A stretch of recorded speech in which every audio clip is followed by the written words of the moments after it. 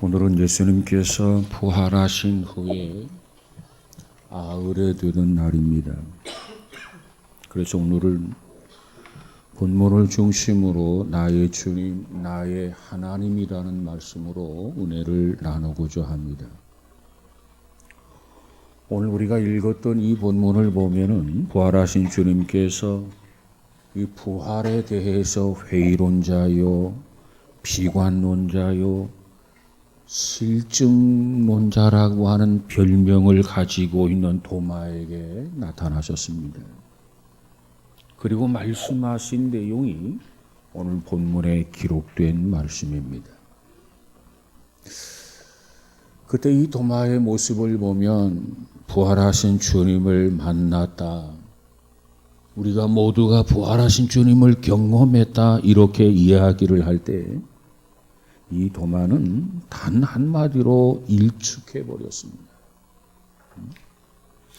오늘 본문 25절에 보니까 내가 그 손의 못자국을 보며 내 손가락을 그 못자국에 넣으며 내 손을 그 옆구리에 넣어보지 않고는 믿지 아니하겠노라. 도마의 이 같은 처사를 우리는 두 가지 측면에서 생각해 볼 수 있습니다. 그 첫 번째는 부정적인 측면에서 보는 경우입니다. 그는 예수님의 제자로서 지난 3년간이나 예수님과 생활을 같이 했고, 그래서 평소에 주님께서 자기 자신이 다시 살아나실 것을 여러 번 반복해서 강조해 주셨습니다. 그럼에도 불구하고 그토록 강력한 부정적 언어를 표현했다고 하는 것은 그의 신앙을 의심할 정도입니다. 그런데 이와 같은 모습은 비록 도마의 경우만은 아닐 것이라는 겁니다. 솔직하게 말하면 조상적부터 예수를 믿어왔고, 그리고 모태신앙으로 태어나서 수십 년 교회를 드나들었고, 나름대로 교회에서 직분을 받아서 봉사하는 사람들이지만 정말로 예수께서 부활을 하셨는가? 정말 예수께서 부활했다고 하는 이 사실에 대해서 믿지 못하는 사람들이 예외로 많다라고 하는 겁니다. 그 다음에 또 하나의 측면은 긍정적인 측면에서 보는 경우입니다. 오히려 도마는 참으로 정직하고 솔직한 사람이라는 겁니다. 믿어지지 않는 것을 믿어지지 않는다고 말하는 사람은 솔직한 사람이 아니겠습니까? 그저 확신도 없는데 믿어지지도 않으면서 겉으로 믿음이 있는 채 하는 사람보다는 이 도마가 훨씬 더 정직한 사람에 속한다는 겁니다. 바로 그와 같은 도마의 솔직한 성격을 주님께서 인정하셨기 때문에 오늘 26절에 보면 여드레를 지난 후에 도마에게 나타나셨습니다. 그리고 주님께서 자신을 보여주면서 이 도마가 확신을 가지고 믿음을 가지고 살 수 있는 기회를 제공했다는 겁니다. 사실 도마와 같은 성격을 가진 사람들은 어떤 사안에 대해서 우물우물하거나 불의와 타협할 줄 모르는 성격의 소유자가 아니겠습니까? 미국에 에이브라함 링컨이라고 하는 분이 계셨어요. 물론 대통령이었습니다. 그가 변호사로 있을 때의 이야기입니다.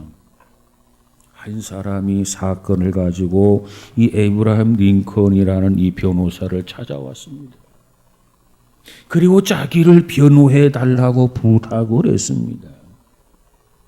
그러자 이 변호사님은, 에이브라함 링컨은 사건의 내용을 다 들었습니다. 그리고 말하기를 이렇게 말합니다. 사건의 전말을 듣고 보니 이 사건은 당신의 잘못입니다. 그래서 저로서는 이 사건을 변호할 수가 없습니다. 정중하게 거절을 했다라고 하는 겁니다.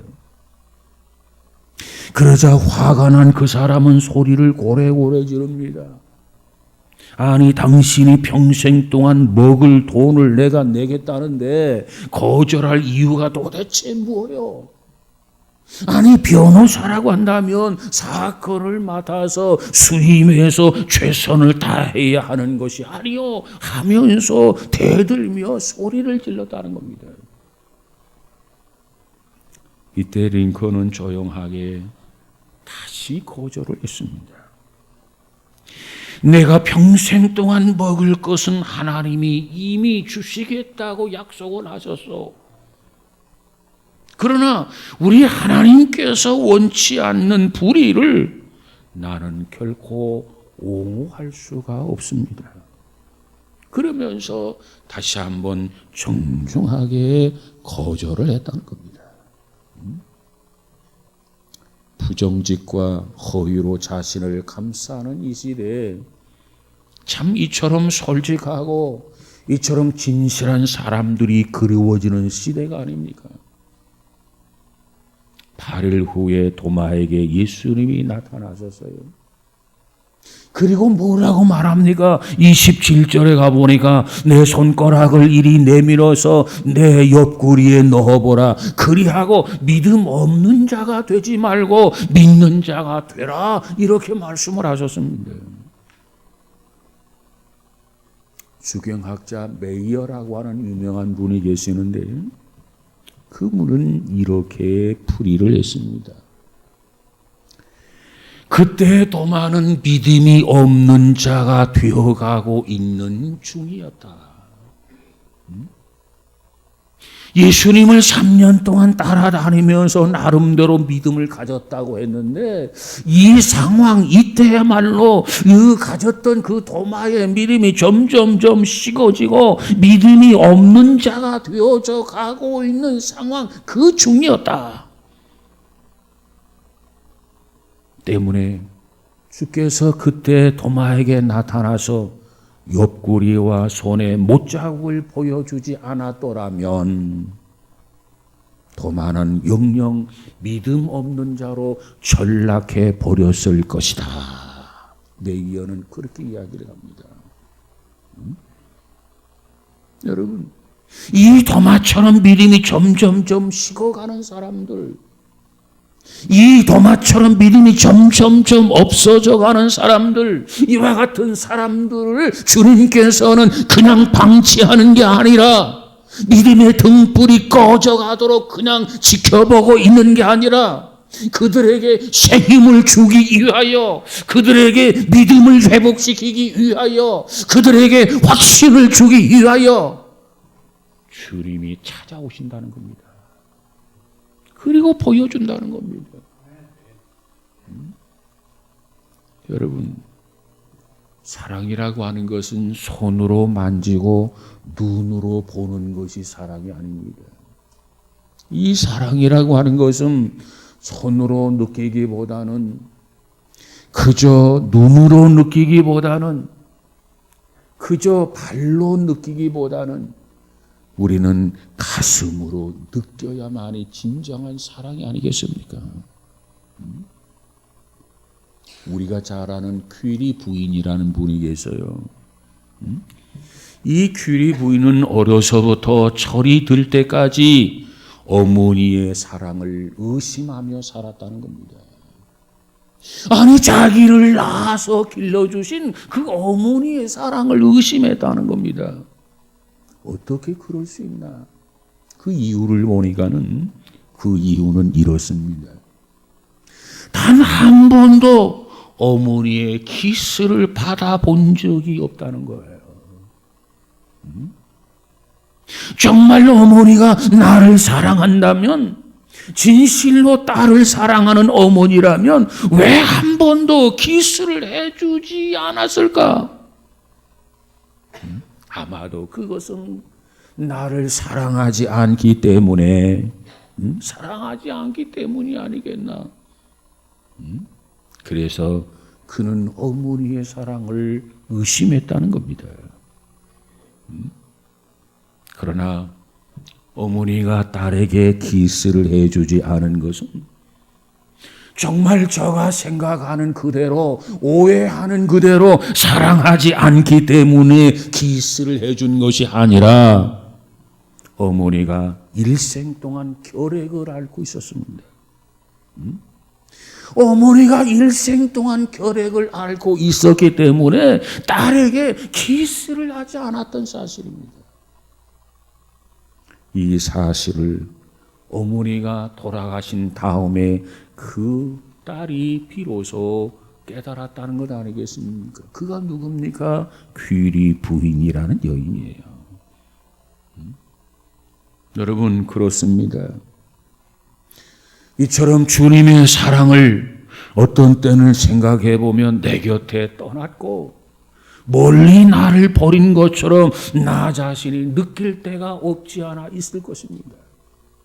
때로는 고통스럽고 때로는 힘들 때 하나님 앞에 기도하고 부르짖고 간구하고 손을 내밀매도 불구하고 하나님이 반응이 없고 하나님이 응답이 없을 때 하나님이 날 버리셨나 보다, 하나님이 날 사랑하지 않나 보다 착각할 수도 있다는 겁니다. 왜?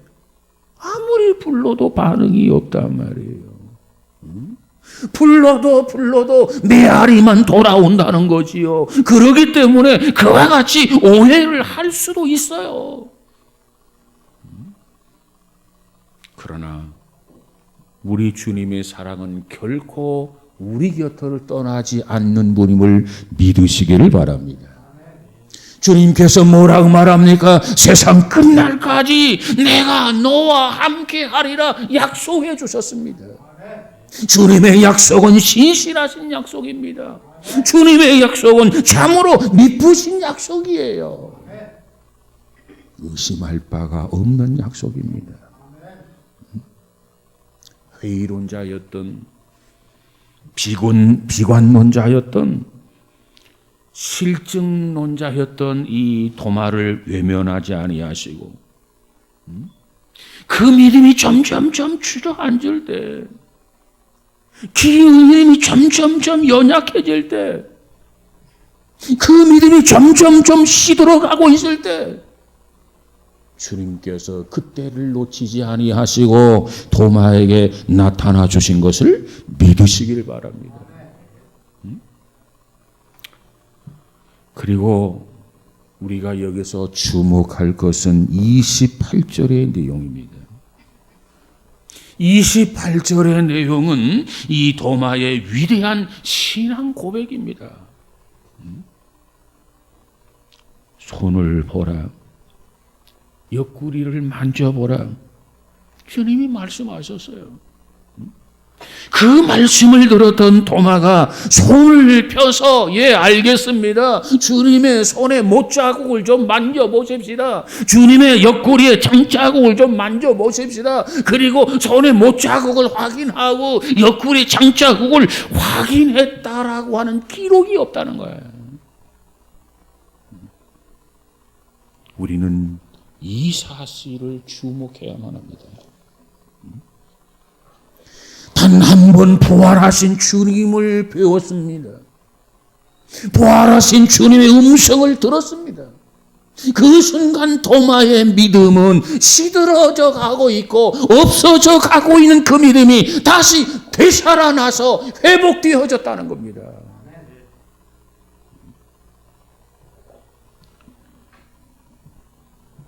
그러니까 20년이나 30년 아니 40년 교회를 들락거리면서 예수님께서 우리를 위해서 고난을 받으셨습니다. 십자가에 죽으셨습니다. 그리고 사흘 만에 부활하셨습니다. 그리고 40일 후에 예수께서 승천하셨습니다. 그리고 약속하기를 너희가 본 그대로 오리라. 재림을 약속하셨습니다. 예수님은 다시 재림할 것입니다. 이와 같은 설교를 수십 번, 수백 번, 수천 번씩 들었지만은 아직도 반신반의하는 어중간한 미지근한 믿음을 가진 사람들이 없지 않아 있다는 겁니다. 그런 사람에 비하면 오늘 본문의 도마의 신앙은 위대한 신앙이 아닐 수가 없어요. 단 한 번 부활하신 주님을 배웠어요. 주님의 음성을 들었어요. 그 순간 그의 마음속에 의심이 다 사라져버렸습니다. 의심이 사라져버린 이 도마의 신앙, 여러분 우리 모두의 것으로 받아들일 수 있기를 주님의 이름으로 축복합니다. 그날 그 자리에서 도마는 뭐라고 말합니까? 부활하신 주님을 뵙고 나서, 부활하신 주님의 음성을 듣고 나서 이 도마가 그 자리에 확신을 가지고 고백한 내용이 무엇입니까? 나의 주님이시며 나의 하나님이십니다. 이 고백이에요. 이 고백은 베드로가 가이사라 빌립보에서 주님을 향해서 드렸던 주는 그리스도시요 살아계신 하나님의 아들이십니다 라는 고백과 맥락을 함께하는 고백이 아니겠습니까? 여러분, 이와 같은 고백은 사실 아무나 할 수 있는 고백이 아닙니다. 주님만이 나의 주님이십니다. 주님만이 나의 하나님이십니다. 이 고백이 그처럼 쉬운 고백이 아니란 말이에요. 그 당시에 종교를 대표하고 있는 사람들이 누굽니까? 대제사장들, 이 바리새인들, 서기관들은 예수를 그들이 기다리는 메시아 그리스도로 보지 않았어요. 부정을 했단 말이에요. 그들이 기다리고 있는 메시아는 따로 있었습니다. 그들이 기다리고 있는 그리스도는 따로 있었습니다. 그와 같은 메시아와 그와 같은 그리스도가 반드시 다시 오실 것이라고 대제사장, 바리새인들, 사두개인들은 그대로 믿고 있었습니다. 그런데 메시아가 아닌 예수가 나타났어요. 하나님의 아들이 아닌 예수가 나타났어요. 자신이 메시아라고 자처를 합니다.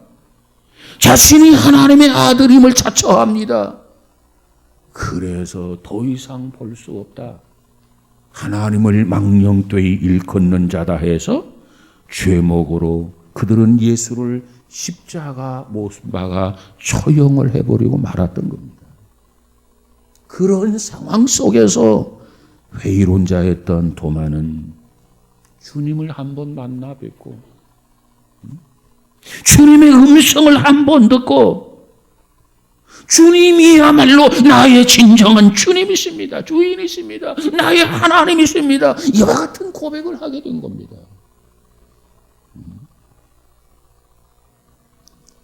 그것은 유대 나라의 기성 종교가들이 뭐라고 말하든지 간에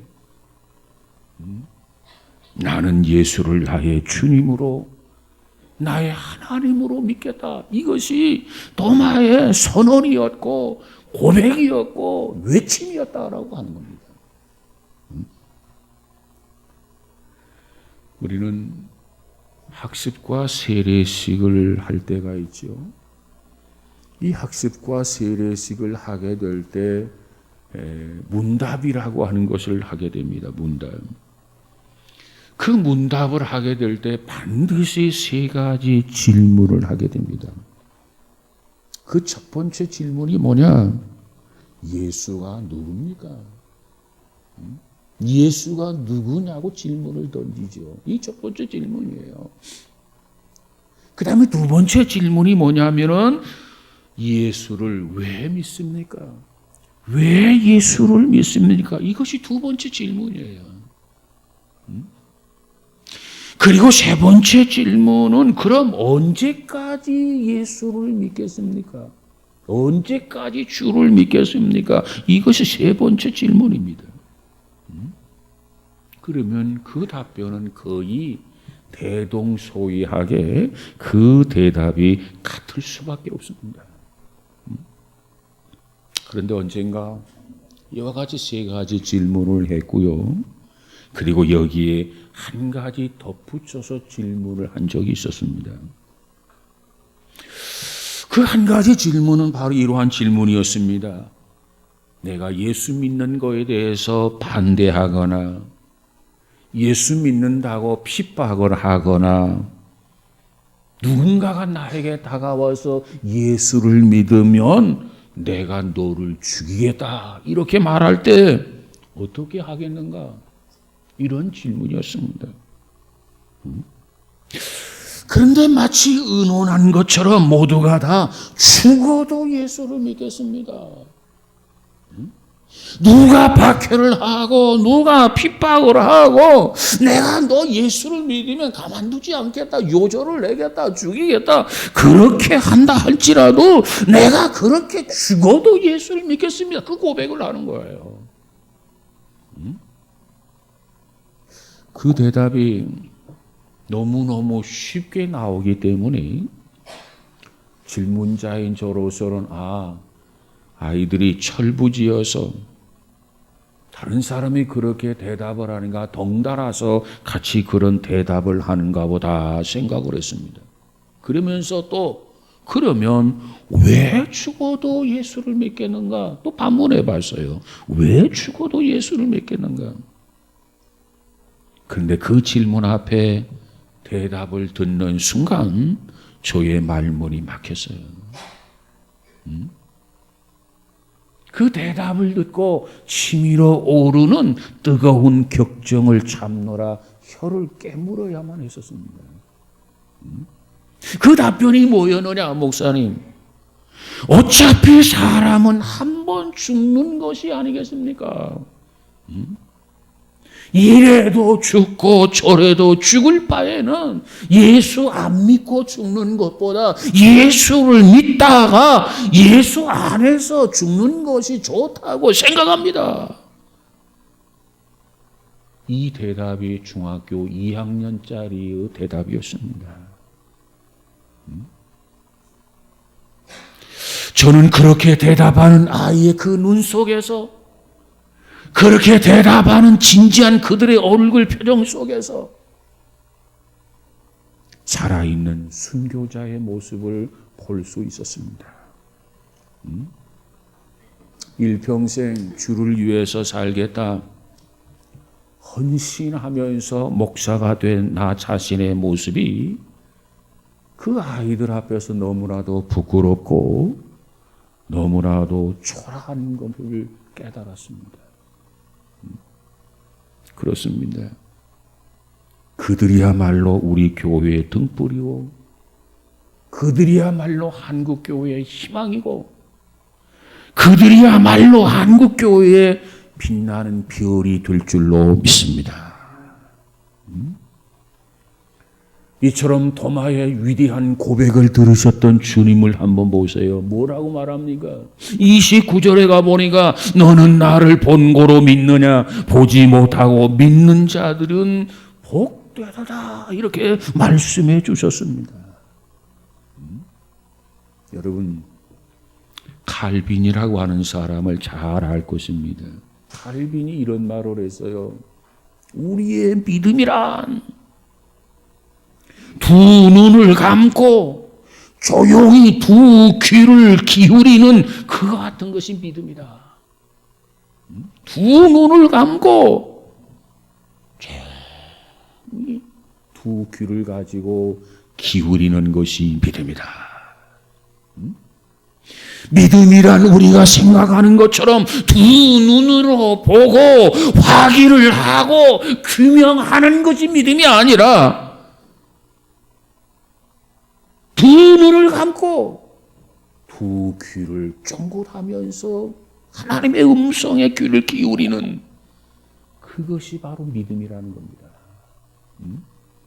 그래서 사도 바울은 로마서 10장 17절에 말하기를 믿음은 들음에서 나며 들음은 그리스도의 말씀으로 말미암았느니라 이렇게 말씀하고 있어요.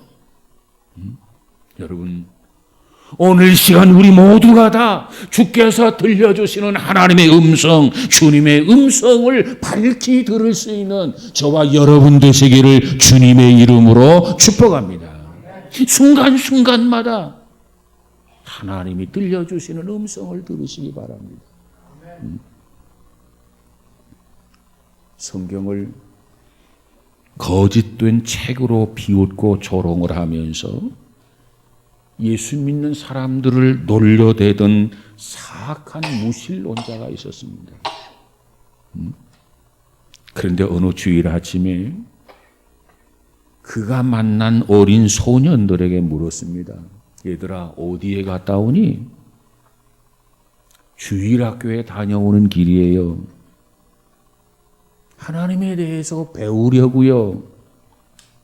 그러자 그 무신론자는 이 소년의 믿음을 깨트리기 위해서 그런 속셈을 가지고 계속 말을 건넸습니다.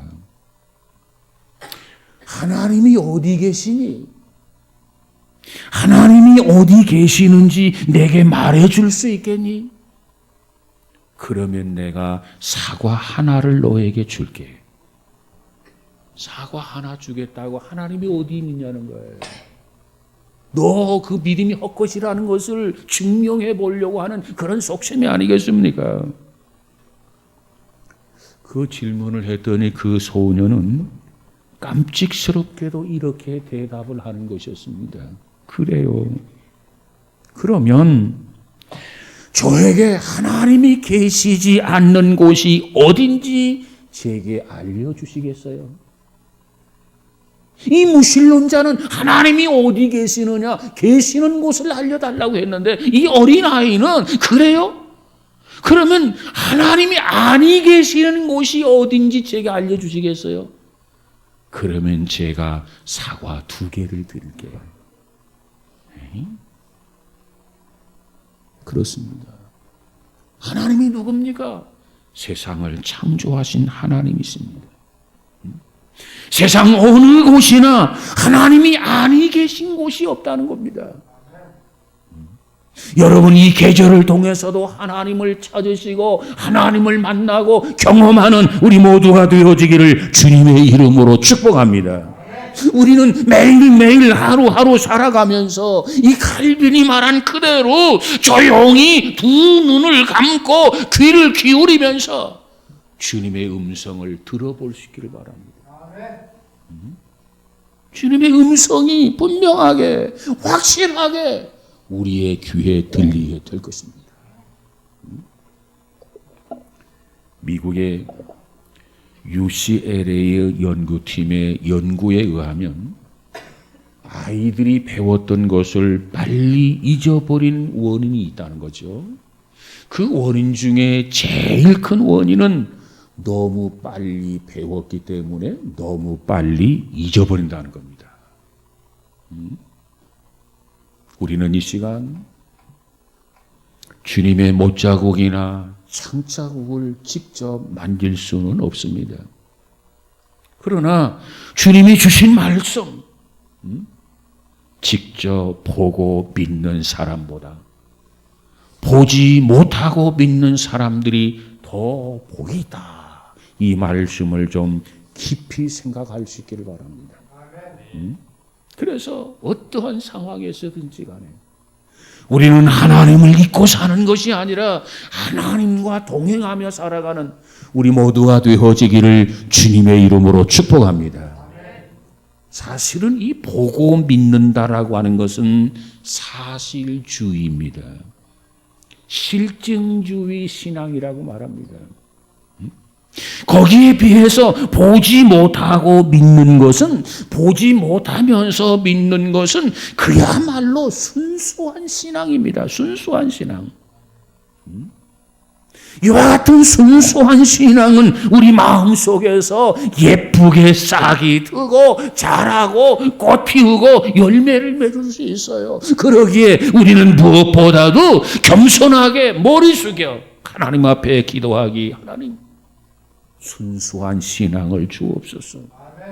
깨끗한 마음을 주옵소서. 이와 같이 기도하며 우리의 믿음이 확신 속에 거하는 저와 여러분 되시기를 주님의 이름으로 축복합니다. 미술가인 레오나르도 다빈치라는 사람이 있어요. 그가 최후의 만찬을 그리고 있던 중에 자기의 절친한 친구와 몹시 싸운 일이 있었습니다. 그때 마침 예수님의 얼굴을 그리고 있을 때였는데 이 친구와 다투고 나니까는 예수님의 얼굴이 그려지지를 않는 거였습니다. 그래서 그는 며칠 동안 그림을 그리는 것을 중단하고 명상을 하게 됩니다. 그러더니 그 원인을 찾아냈습니다. 그가 깨달은 것은 바로 이겁니다. 사람이 재주 있는 손을 가졌다고 동물과 구별되는 것은 아니다. 사람이 고도로 발달된 두뇌를 가졌다고 해서 가치가 있는 것은 아니다. 우리의 마음 속에 하나님이 계시지 않을 때 나는 예술가로 사람다운 사람도 될 수 없다는 사실을 깨달았다. 이것이 그의 고백입니다. 이것을 깨달았던 그는 즉시 그 친구를 찾아갑니다. 그리고 그를 만나서 화해를 합니다. 그리고 돌아와서 다시 그림을 그리기를 시작했습니다. 그래서 예수님의 얼굴을 완성했다는 것입니다. 여러분, 오늘 우리들도 이 시간 깨끗한 마음, 순수한 마음을 가지고 주님을 향해서 고백할 수 있기 바랍니다. 뭐라고 고백해야 되나요? 주님은 나의 주님이십니다. 주님은 나의 하나님이십니다. 내가 비록 보지는 못했지만, 내가 비록 만져보지 못했지만 나는 이 사실에 대해서 분명히 믿습니다. 이와 같은 고백, 이와 같은 외침, 이와 같은 증거 우리 모두가 되어지기를 주님의 이름으로 축복합니다. 우리는 세상에서 잘 살든지 못 살든지, 내가 세상에서 성공하든지 실패하든지, 그리고 세상에서 살면서 건강하든지 병이 들었든지, 우리의 사업이 잘 되든지 잘 되지 않든지, 정말 우리가 살든지 죽든지 역사와 그리고 상황과 그리고 그 조건에 조금도 구애됨이 없이 예수님만이 나의 주님이십니다. 예수님만이 나의 하나님이십니다. 예수님만이 나의 찬양을 받으시기에 합당하십니다. 이와 같이 입을 열어 고백하며 외치며 증거하며 살아가는 저와 여러분 되시기를 주님의 이름으로 축복합니다. 우리는 무엇보다도 사도 바울처럼 바울을 본받아야 되겠습니다. 내가 그리스도를 본받은 것처럼 너희들은 나를 본받으라. 특별히 바울이 뭐라고 말합니까? 누가 듣든지 아니 듣든지 내가 이 복음을 전한다. 내가 이 복음을 전하지 아니하면 내게 화가 미친다는 이 고백과 더불어서 이 바울은 자기의 생명을 내걸고 예수 그리스도는 죽은 지 사흘 만에 부활하셨습니다. 이 사실을 증거하면서 순교했단 말이에요. 여러분, 우리 안에 계신 부활하신 예수님이 계시잖아요. 우리 안에 살아서 역사하시는 예수님이 계시잖아요. 여러분의 가슴을 뜨겁게 역사하는 주님이 계시잖아요. 그분을 경배하면서, 그분을 찬양하면서 부활의 소식을 전하며 살아가는 우리 모두가 다 되어지기를 주님의 이름으로 축복합니다. 예수님이 말씀하기를 나는 부활이요 생명이다. 무엇보다 우리는 그 주님의 말씀을 믿어야 됩니다.